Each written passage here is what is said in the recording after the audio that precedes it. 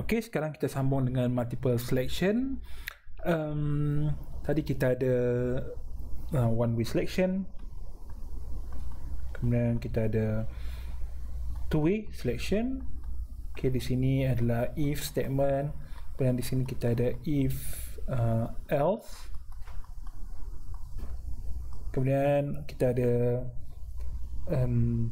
nested. Okey, ni boleh jadi if, boleh jadi else, tapi dalamnya ada lagi if ataupun else dan sebagainya. Kemudian di sini kita ada multiple selection. Okey, bezanya adalah multiple selection ni kita ada if, kemudian kita ada else if, dan akhir sekali kita ada else. Okey, kita akan tengok contoh sekejap lagi. Okey, di sini keadaannya adalah bila mana kita mempunyai lebih daripada dua alternatif. Tak seperti tadilah. Tadi kita ada dua alternatif, tapi di sini kita ada lebih daripada dua alternatif, iaitu keadaan yang biasalah dalam kehidupan kita lah. Ada lebih daripada dua pilihan ataupun alternatif, maka caranya adalah kita kena gunakan multiple selection. Okey, jadinya apa yang kita perlu buat, formulanya adalah if, yang pertama semestinya if, jadi expression 1, kemudian statement 1, kemudian seterusnya yang mengikuti if mestilah else if, else if, sampai yang terakhir else sahaja.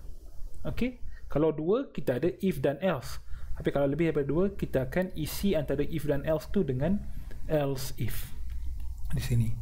Kemudian setiap else if pun kena ada expression. Di sini pun ada expression, kecuali yang terakhir else kita tak ada expression, sebab else ni akan dipertimbangkan jika semua expression 1 sampai expression 3 dalam ni ataupun sampai expression n semuanya tidak benar, semuanya false, maka else akan secara automatik akan dikira, akan dipertimbangkan. Okey, jadinya di sini kita tengok if none of the expression 1, expression 2, etc. are true, tak ada satu pun yang betul, maksudnya they are false. Okey, penekanan pada none di sini, maka the statement following the else, okay, iaitu statement last, will be executed. Okay, kalau expression 1 true, maka statement 1 akan di-execute. Okay, saya perlu tambah nanti di sini. Okay, iaitu kalau expression 1 true, statement 1 akan dipertimbangkan. Kalau expression 2 true is true, maka expression lain sudah semestinya false, maka statement 2 akan di-execute. Kalau expression 3 true, which means expression 2 and the other expression are false, maka statement 3 will be executed, will execute lah. Okay, kemudian kalau none of these expressions are true, then statement last will execute. Okay, kemudian selalunya kita boleh modify, kita boleh ubah suai nested selection yang kita belajar tadi untuk menjadi multiple selection. Okay, so itu basically dia punya idea lah.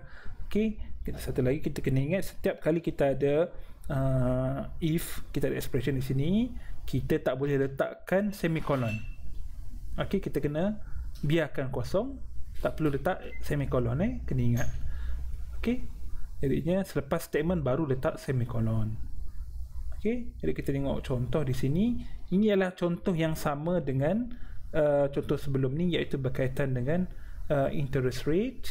Okay, jadi, tadi kita kira interest rate sama ada 50,000 ataupun kurang daripada 50,000 kan, seperti di sini. Tapi sebenarnya kita dapati kes-kes ni kita boleh pisah-pisahkan dia.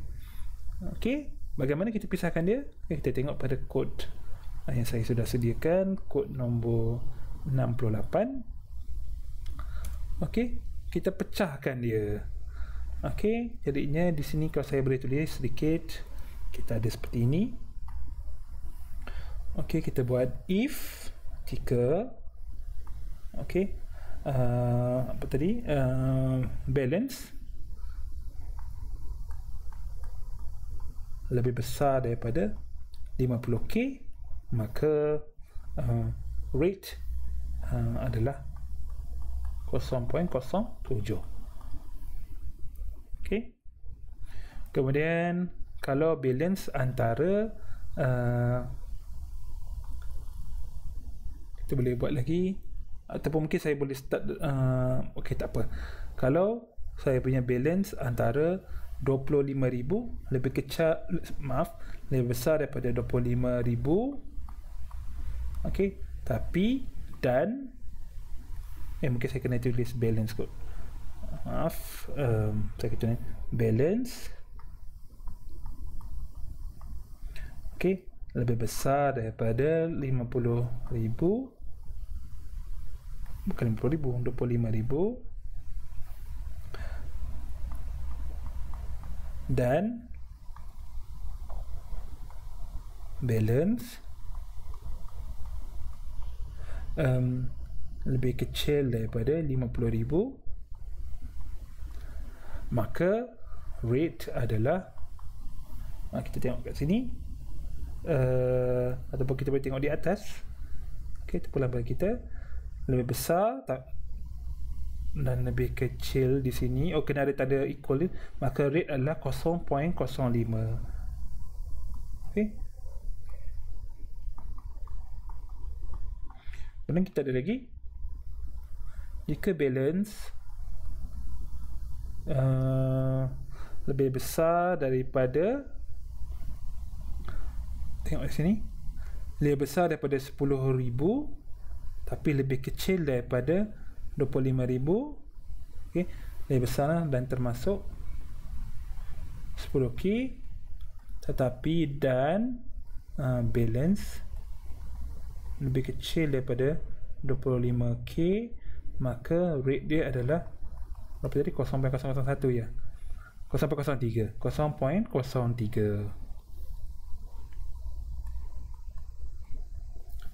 Betul ke 10k tadi? Tengok sekejap. Okey, betul. Okey, 10k. Oh maaf, bukan 10k sebenarnya 1k sahaja. So case yang asal pun sebenarnya adalah 1k. Okey, 1k bukan 10k. Okey, kemudian jika kurang daripada 1k 1000, maka interest rate dia adalah kosong.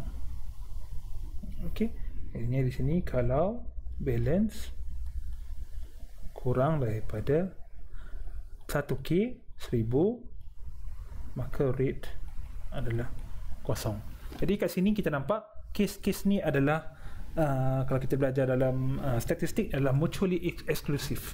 Dia adalah independent, dia tak berkaitan kan. Okey, kalau lebih daripada 50,000 begini, kalau kurang daripada 50,000 tapi lebih daripada atau sama dengan 25,000, maka rate dia begini. Kalau kurang daripada 25,000 tapi masih lebih daripada 1,000, bukan 10,000 1,000, maka rate dia adalah 0.03. Kalau kurang daripada 1,000, maka rate nya adalah kosong. Maka sebenarnya kita tak perlu pun gunakan nested statement, nested if statement. Okey, tapi kita perlu gunakan, yang paling mudah adalah kita gunakan multiple selection lah. Okey, seperti mana yang kita seperti mana di sinilah yang kita tengok kan. Okey, caranya adalah if, else if dan else. Ya, kita boleh tengok dalam contoh kita. Sebenarnya saya nak tunjukkan bukan di sini. Saya kena ubah sedikit di sini. Kita akan dapat lihat pada kod yang saya muat naik, iaitu saya kod 59. Oh maaf, bukan 59, 69. Okey, 69 di sini.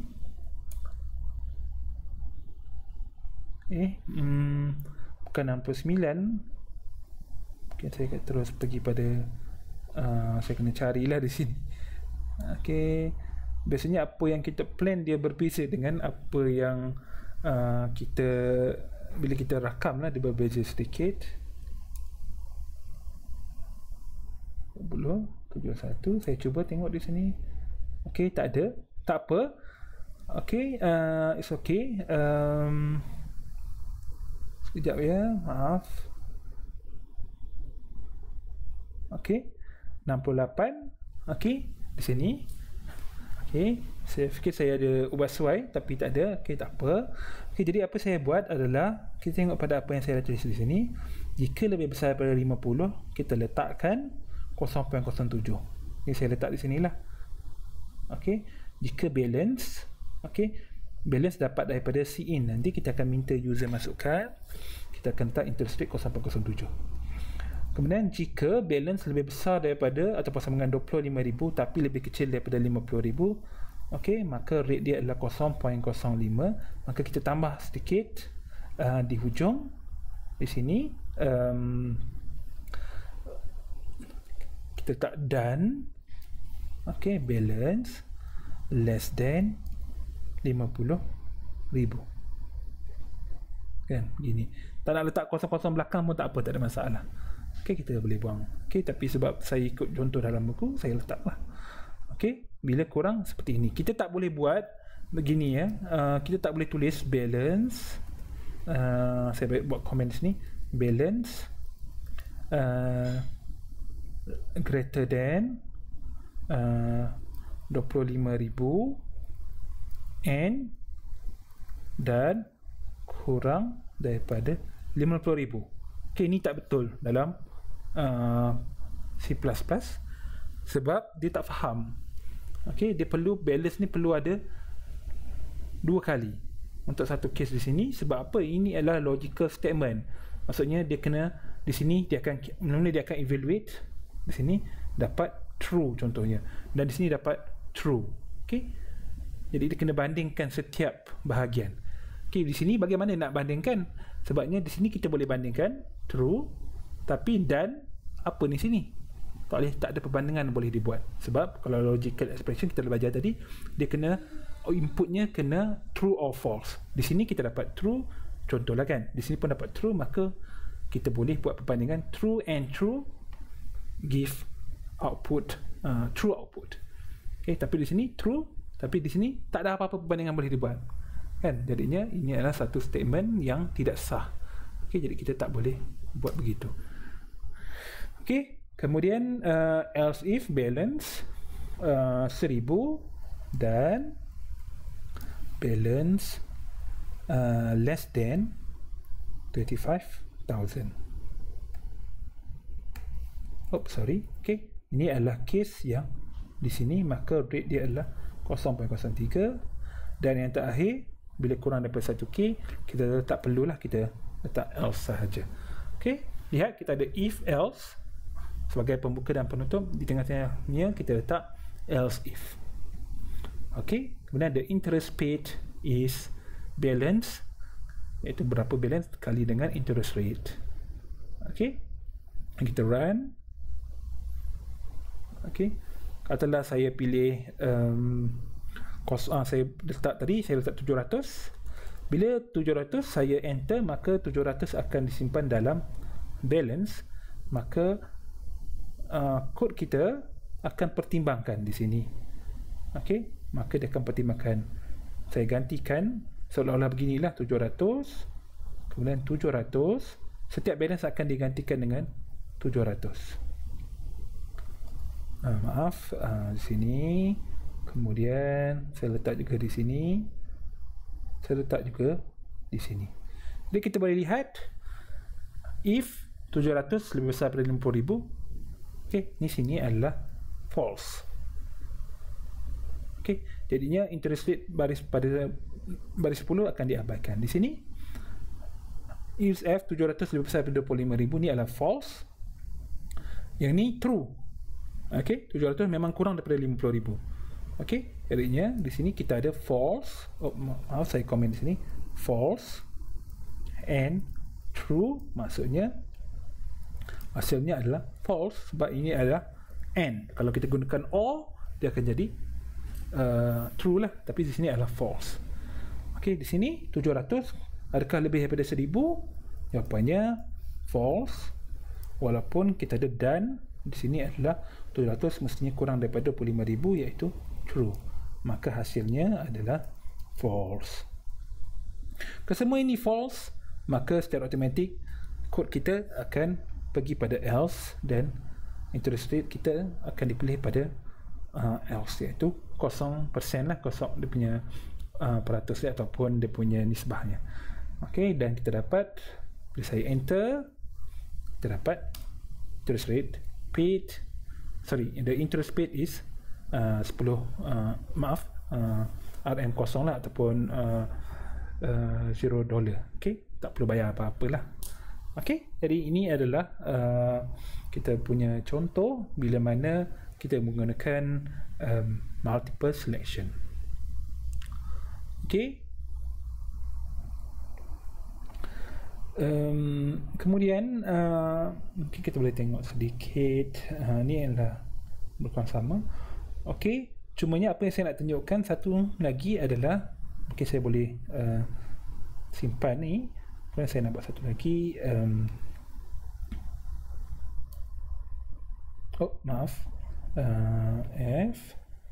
Save file sebagai B. Okey, bila mana kita tahu di sini saya tukar balik, iaitu kita 700 ni kita nak gantikan dia baliklah dengan balance tadi. Okey, ini adalah kod yang awal. Okey, kalau saya run tak ada masalah. Okey, sekarang ni katakan kita tahu C++ dia membaca kod secara synchronous. Bukan synchronous, secara kronologi. Dia akan baca daripada atas sampailah ke bawah. Maka di sini apa yang kita perlu buat adalah kita tahu balance lebih besar daripada 50,000. Kalau false, okey, katalah sini false, maka baris 10 akan diabaikan dan kod kita akan terus pergi pada baris 11. Maka di sini dia akan pertimbangkan adakah balance lebih besar ataupun sama dengan 25,000 dan kurang daripada 50,000. Kan, padahal kita dah tahu dah bila kes di atas lebih besar daripada 50,000, maka kes di bawah dan dia adalah false, maka sudah tentu balance kurang daripada 50,000. Maka sebenarnya kita tak perlukan pun di sini. Sebab, dan di sini juga. Sebab apa? Sebab kalaulah dia lebih, maksud saya kalaulah balance kurang daripada 50,000, kalaulah balance lebih besar daripada 50,000, secara automatik baris nombor 9 dan 10 ni akan dibaca. Okey, dan baris seterusnya akan diabaikan. Maksud saya else, if dan else akan diabaikan. Tetapi jika balance lebih kecil daripada 50,000, maka baris 9 dan 10 akan diabaikan dan secara automatik C++ akan baca baris nombor 11. Maka itulah sebabnya kita tak perlukan pun di belakang ini balance less than 50,000. Kita tak perlukan pun ini. Sebab apa? Pemilihan else if untuk baris nombor 11 ni sudah semestinya berlaku bila balance kurang daripada 50,000. Kan? C++ dia akan baca daripada atas ke bawah. Kan? Kalau true, dia akan terus pilih. Kalau false, maksudnya balance kurang daripada 50,000, dia akan terus pergi pada baris 11. Jadinya itu sebab baris 11 tak perlu pun tunjukkan balance kurang daripada 50,000. Sebab apa? Kalau dia dah baca baris 11, sudah semestinya balance kurang daripada 50,000. Sama juga untuk di sini. Di sini mestilah 25,000. Okey. Kalau balance lebih besar daripada 25,000, okey, dan semestinya kurang daripada 50,000, dia akan pilih di sini baris nombor 12 dan di sini akan jadi true. Tapi kalau kurang daripada 25,000, dia akan pergi baris 13. Okey, yang bermaksud baris 13 akan dibaca jika di atas ni semua tidak benar. Okey, iaitu kurang lebih daripada 50,000, lebih daripada 25,000. Okey, jadi di sini kita tak perlukan pun di sini, dan kita tak perlukan pun 50,000 di sini. Okey, sebab apa? Bila dipilih, bermaksud memang dia akan kurang daripada 50,000, memang kurang daripada 10,000. Jadinya kalau kita run, kita boleh pilih lah. Okey, setelah kita pilih 700, kita akan dapat kosong dan selainnya. Okey, ni adalah contoh lah. Okey, kita akan lihat contoh yang lain sebentar lagi.